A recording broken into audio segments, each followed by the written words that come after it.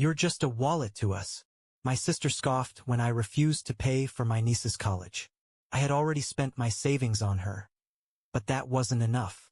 When I finally stood my ground, the lies started spreading. Uncle Mark, I got in. NYU accepted me. Sophie's voice was trembling with excitement over the phone.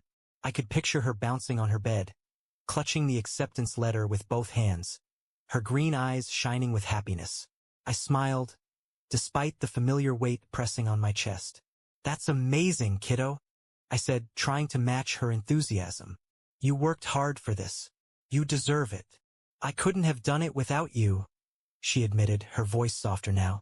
Mom said you'd help me with tuition, right? And there it was, the unspoken expectation, slipping out so casually, as if it were a given. I felt my stomach tighten, but I kept my voice steady. We'll figure it out, I promised, because that's what I always did. I figured things out for everyone. My sister, Karen, was 5 years older than me, and ever since we were kids, she had a way of making her problems my responsibility. When her first marriage fell apart, she moved back in with our parents, bringing Sophie with her. I was fresh out of college, working long hours at a tech startup. But Karen had a way of making me feel like I owed her something. You're young, single, and making good money, she'd say whenever she needed help. I'm raising a kid alone. It's not like you have a family to support. So I paid for groceries, then the rent, then summer camps and school supplies for Sophie. It was always just until things get better. But things never got better. By the time Sophie was applying to college, Karen had remarried. But her new husband, Dave, had 2 kids of his own.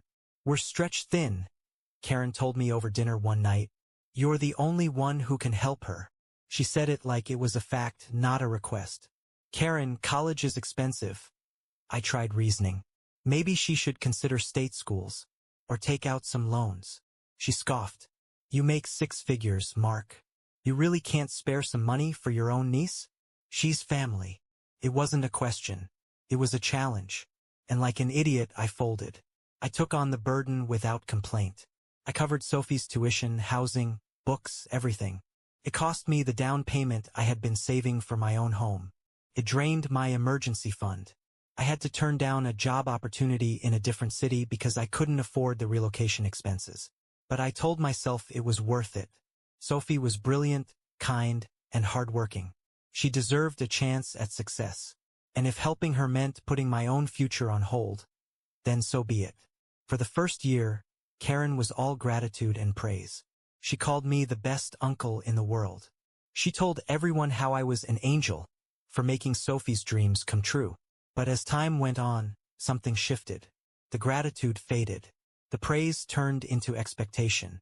By the time Sophie was starting her junior year, Karen wasn't thanking me anymore. She was demanding.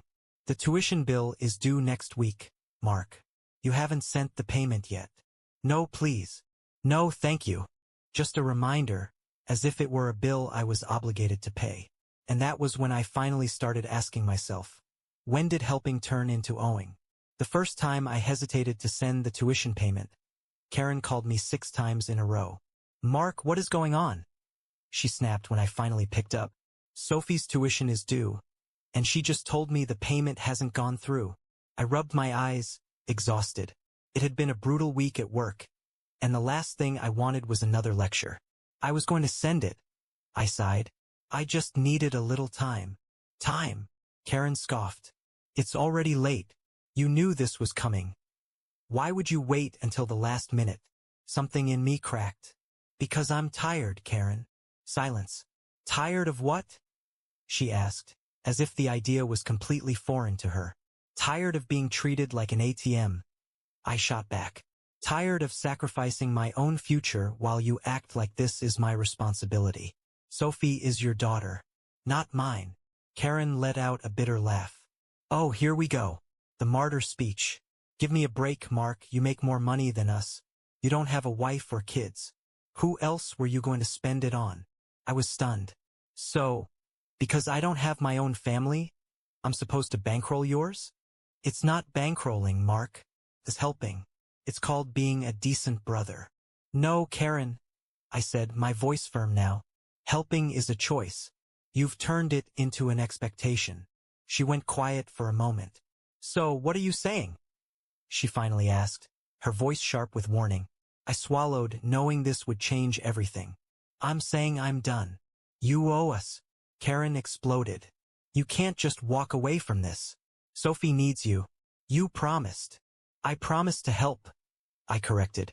Not to fund her entire education while you and Dave sit back and do nothing. We can't afford it. Then she can take out loans like the rest of us did, I said coldly. She's smart. She'll figure it out. Oh my God, Karen spat. You're unbelievable. After everything we've done for you. I let out a humorless laugh. Everything you've done for me? Like what? Calling me selfish every time I say no? Making me feel guilty for working hard? Tell me, Karen, what exactly have you done for me? Silence. Then she muttered. You know what? You're a real disappointment, Mark. That hurt more than I wanted to admit. Well, that makes two of us, I said and hung up. For the next few days, I waited for Sophie to call. I thought maybe she'd be angry, or maybe she'd understand. But the call never came. Instead, I got a long, furious text from Karen. Mom and Dad are disgusted with you. You've abandoned your own niece. We took you in when you had nothing, and this is how you repay us? You'll regret this. I stared at the message for a long time before deleting it. The guilt tried to creep in, but I reminded myself, I didn't abandon Sophie. I just stopped letting them treat me like a wallet. For years, I had put my own dreams on hold to support my sister's family.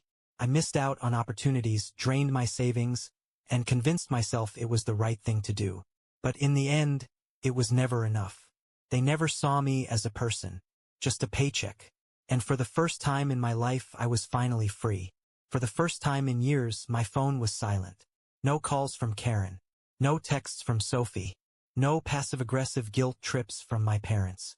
And yet, despite finally setting my boundaries, I felt uneasy. Not guilty exactly, just unsettled. Like I had spent so long playing a role that I didn't know what to do with myself now that I had stepped off the stage. But I should have known the silence wouldn't last. 3 days after I told Karen I was done, my mom called. Mark, sweetheart, can you come over for dinner tonight? She asked, her voice dripping with forced warmth. I'm busy, I said flatly. Oh, come on, Mark, she sighed. You haven't been by in weeks. Your father and I miss you. I wasn't stupid. My parents had never once invited me over for dinner without an agenda. Is Karen going to be there? I asked. A pause. Well, yes, Mom admitted. But she just wants to talk. She's very upset. Mark, you blindsided her. You could have handled this more maturely. I gripped my phone tighter. Handled it more maturely? I repeated, my voice steady but sharp. You mean instead of letting her bleed me dry for years, I should have sent a formal notice first? Mark, don't be cruel, Mom scolded. You know Sophie is devastated. She thought she could rely on you. That's the problem, I snapped. She shouldn't have had to rely on me. Karen and Dave had years to plan for her future. But instead of saving, they counted on me to foot the bill. Mom sighed again, as if I were the one being unreasonable. Look, just come to dinner, she urged. We'll talk it through like adults. No arguing, I promise. I should have said no. I knew I should have said no. But against my better judgment, I agreed. Because some part of me, some stupid, desperate part, still wanted to believe that my family would finally understand. I arrived at my parents' house at 7 p.m. sharp. The moment I stepped inside, I knew I had walked into an ambush. Karen was already seated at the dining table, arms crossed, mouth tight with barely concealed anger. My father sat beside her, silent as always, while my mother busied herself in the kitchen, pretending this was just another family dinner. And across from Karen, looking small and uncomfortable, was Sophie. I hadn't heard from her at all since this started, and for a brief second, I wondered if she was angry with me. Then she gave me a hesitant smile. Hey, Uncle Mark, she said quietly, and just like that, I felt a pang of guilt. I forced a smile. Hey, kiddo. But before I could say anything else, Karen cut in. Let's not waste time pretending everything is fine, she said, her voice clipped. You made it clear where you stand, Mark. But I need to understand something. How could you do this to Sophie? There it was. Not how could you do this to me, but how could you do this to her? I clenched my jaw. I didn't do anything to Sophie, I said. I just stopped doing your job for you. Karen let out a bitter laugh. Wow. Wow, okay, she scoffed. So all those years you helped? That was just charity? And now you're done playing the good guy. It was never about playing anything, I said, my patience thinning. I helped because I love Sophie, but you never saw it as help, Karen. You saw it as my duty. And the second I stopped, I became the villain. You are the villain, she snapped. Sophie is this close to graduating, and you're pulling the rug out from under her. Do you know what that does to her future? I turned to Sophie. Did you apply for financial aid? I asked gently. She hesitated, then nodded. And I got approved for loans, she admitted. It won't cover everything, but it's enough to get by. I felt relief wash over me, but before I could speak, Karen jumped in.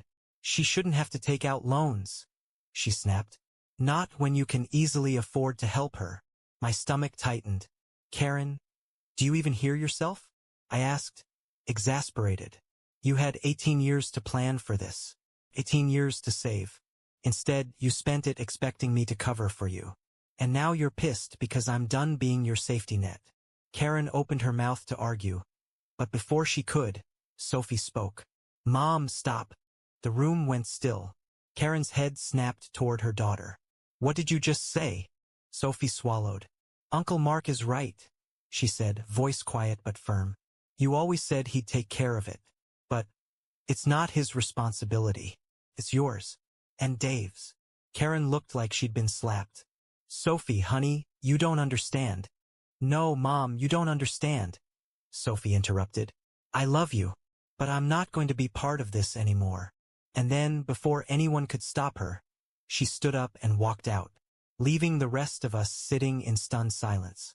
For a week after the family dinner, I didn't hear from Karen. No angry texts, no guilt trips, nothing. I should have known better. Because Karen's silence wasn't surrender, it was strategy. And when she finally made her next move, it hit me like a freight train. It started with a voicemail. Hello. This is Susan from the NYU Student Accounts Office. We're calling regarding the tuition payment for Sophie Williams. The deadline has passed, and we still haven't received the full amount. Since you're listed as the financial guarantor, we need you to confirm the payment immediately. Please call us back as soon as possible. I stared at my phone, my stomach dropping. Financial guarantor? I never signed anything like that. I called back immediately. Hi, this is Mark Williams. I just got a message about my niece's tuition. I think there's been a mistake. Oh, Mr. Williams, the woman on the other end said. Yes, we've been trying to reach you. The remaining balance for Sophie's semester is still unpaid. And since you were listed as her financial sponsor, we wanted to confirm if you'll be covering it. I clenched my jaw. Who exactly listed me as the financial sponsor? I asked, even though I already knew the answer. Her mother, Karen Williams, the woman said matter-of-factly. She stated that you had agreed to pay for Sophie's remaining tuition, and since you had covered previous semesters, the system approved it without issue. I closed my eyes, inhaling sharply. Karen. Karen had told the university that I would cover Sophie's tuition, without even asking me. And now they were expecting me to pay thousands of dollars I had never agreed to. I forced myself to stay calm. I'm sorry, but Karen Williams did not have my authorization to make that agreement, I said firmly. I never signed anything. I will not be paying this balance. There was a brief silence. I understand, Mr. Williams, the woman finally said, her voice professional but cautious. But the university was led to believe that you were financially responsible for Sophie's education. If the balance isn't paid soon, Sophie could lose her enrollment for the semester. And just like that, I realized exactly what Karen was trying to do. She wanted to force my hand. She knew I loved Sophie. She knew I wouldn't want her education ruined. And she figured that by making this my problem, I would cave. But she had underestimated just how done I was. I'm very sorry for any confusion, I said, keeping my voice firm. But I will not be covering this balance. Karen Williams misled you. The responsibility for this payment is hers, not mine. Understood, sir? The woman said, though I could hear the tension in her voice. We'll be reaching out to Ms. Williams for clarification. You do that, I said and hung up. Then I grabbed my keys, because Karen and I were about to have a very serious conversation. When Karen opened her front door and saw me standing there, she didn't even look surprised. Well, that was fast, she muttered, crossing her arms. Stop lying, Karen, I snapped. You told NYU that I would pay Sophie's tuition. Did you really think I wouldn't find out? She rolled her eyes. Oh, relax, Mark. It was just a formality. I figured you'd pay it like you always do. So what's the big deal? I felt my fists clench. The big deal is that you lied, I said through gritted teeth. You put my name on something without my consent. That's fraud, Karen. You can't just sign me up for expenses because you don't feel like paying them. She let out an exasperated sigh, like I was being ridiculous. Oh, come on, she scoffed. It's not like you can't afford it. You make 6 figures, Mark. This is nothing to you. And there it was, the same entitled, shameless attitude I had been dealing with my entire life. You still don't get it, do you? I said, shaking my head. It doesn't matter how much money I make. This isn't about money. It's about you thinking you're entitled to it just because we share DNA. Karen rolled her eyes. Spare me the lecture, she muttered. You can either pay it or let Sophie drop out. Your call. I exhaled slowly, feeling the last shred of respect I had for my sister dissolve. Sophie is your daughter, Karen, I said. If she drops out, it's because you failed her, not me. Then I turned and walked away. She didn't stop me, but she wasn't done yet. The lies start spreading. I didn't hear from Karen for another few days. But when I did, it wasn't through a phone call. It was through everyone else. First, my Aunt Donna. Mark, what the hell is wrong with you? She texted. How could you let Sophie suffer like this when you're loaded? Then my cousin Jake. Dude, is it true you cut off Sophie just to spite Karen?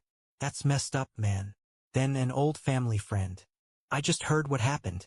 I can't believe you would do this to your own niece. The messages kept coming. Karen had been busy.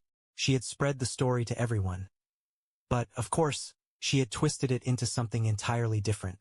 According to her, I was some greedy, selfish millionaire who had abandoned my niece out of spite. That I could have paid for Sophie's tuition but refused just to hurt Karen. That I was making Sophie suffer because I had some personal grudge. And worst of all, people believed her. Because Karen had spent years making sure everyone saw me as the rich sibling. The one with no kids, no financial struggles, no responsibilities. She had crafted the perfect narrative. And I was done playing along. The truth comes out. I sent out one message. Just one. A mass email to every family member who had been running their mouths. It was simple. To everyone who has decided to take sides without hearing the full story, here are the facts. I paid for Sophie's college for 3 years out of my own pocket. I was never obligated to do this, it was a favor. Karen, without my knowledge or consent, told the university I would be paying for the final year. This was a lie. When I refused to pay for something I never agreed to, Karen spread false stories about me instead of taking responsibility. If you still think I'm the villain, that's on you. But I won't waste another second justifying myself. I hit send. Then I turned off my phone. Because I was done explaining myself to people who never cared about the truth in the first place. For a few days after I sent that email, there was silence. It wasn't the kind of silence that meant people had forgiven me. It was the kind of silence that meant people were thinking. And when the messages finally started rolling in again, the tone had shifted. The lies fall apart. First, it was my cousin Jake. Hey man, I just talked to Aunt Donna. She said Karen admitted she might have exaggerated a little. Then my aunt herself. Mark, I'm so sorry. I didn't realize Karen put your name on the tuition without asking. That's not okay. Then a family friend. You should have told us the full story earlier. We wouldn't have jumped to conclusions. That last one made me laugh. Because I had told them. They just hadn't wanted to listen. Karen had spent years crafting her image as the struggling single mom. The victim who always needed help. And I had spent years letting people believe that. But now Now they were finally seeing her for who she really was. And she hated it. Karen's meltdown. 2 days later, she showed up at my apartment. I knew she'd come eventually. When I opened the door, she was already fuming. "How dare you?" she snapped, pushing past me and storming inside. "You had no right to humiliate me like that." I shut the door calmly and turned to face her. "You had no right to lie about me," I said evenly. She let out a bitter laugh. "Oh, please, so you really think you're the victim here?" she sneered. "You let Sophie struggle just to prove a point. That's disgusting." I crossed my arms. "Sophie isn't struggling," I said. "She applied for loans. She's handling it. The only one struggling right now is you, because for the first time in your life, you actually have to face the consequences of your own choices." Her face twisted in rage. "You're being completely unreasonable," she spat. "You think you're better than me just because you have money? Because you didn't have kids? Newsflash, Mark. People don't like unbelievably selfish." I nodded slowly. "You're right," I said. She blinked, caught off guard. "Wait, what?" "You're right," I repeated. "People don't like unbelievably selfish. That's why everyone is finally realizing who you really are." Her mouth opened and closed, like she wanted to argue but didn't know how. I didn't give her the chance. "This is the last conversation we're ever going to have, Karen," I said. "I'm done. I don't care what lies you tell next. I don't care who still believes you. You don't exist to me anymore." Her face paled. "Mark, don't be so dramatic." "No." I cut her off. "We're done. Don't call me. Don't text me. Don't show up at my door. I don't forgive you. And I never will." And then I opened the door. "Goodbye, Karen." For a second, she just stood there. Then, with one final glare, she stormed out. And just like that, she was gone. I didn't expect to hear from Sophie anytime soon. After all, Karen was still her mother.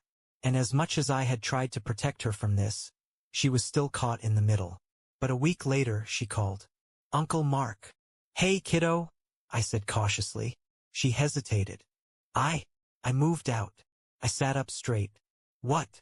"I couldn't stay there anymore," she admitted. "Not after everything. I mean, I always knew Mom had issues, but I didn't realize how much she was using you until I saw it myself." "Where are you now?" I asked. "Living with a friend for now," she said. I wanted you to know that I don't blame you. And I'm really, really sorry for everything she did." I swallowed the lump in my throat. "You don't have to apologize for her, Sophie," I said gently. "You're not responsible for her mistakes." She sniffled. "I just hope I don't turn out like her," she whispered. My heart clenched. "You won't," I promised. We talked for a while. She told me about school, about her job, about how weird it was to finally be on her own. And when we finally hung up, I realized something. I may have lost a sister, but I hadn't lost her. And that was enough. Moving on. Took time to rebuild. Time to shake the guilt. Time to unlearn the habit of always saying yes.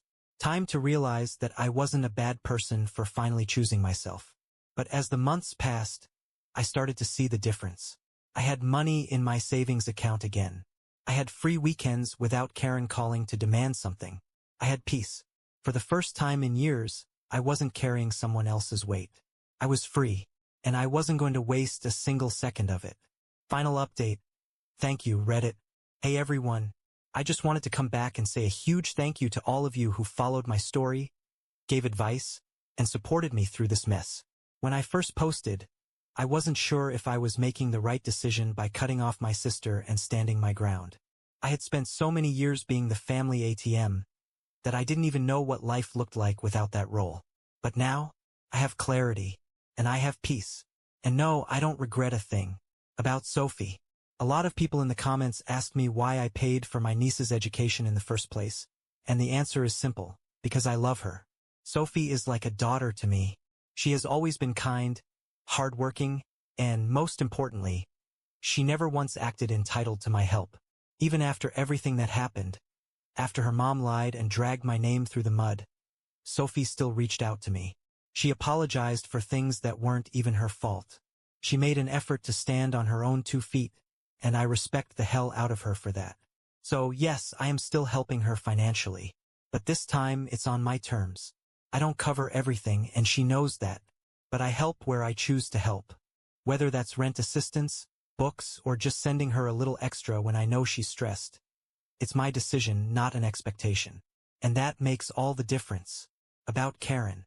I know some people might say I should be completely done with Karen. And trust me, I considered it. But cutting off family isn't always as simple as pressing block and walking away forever.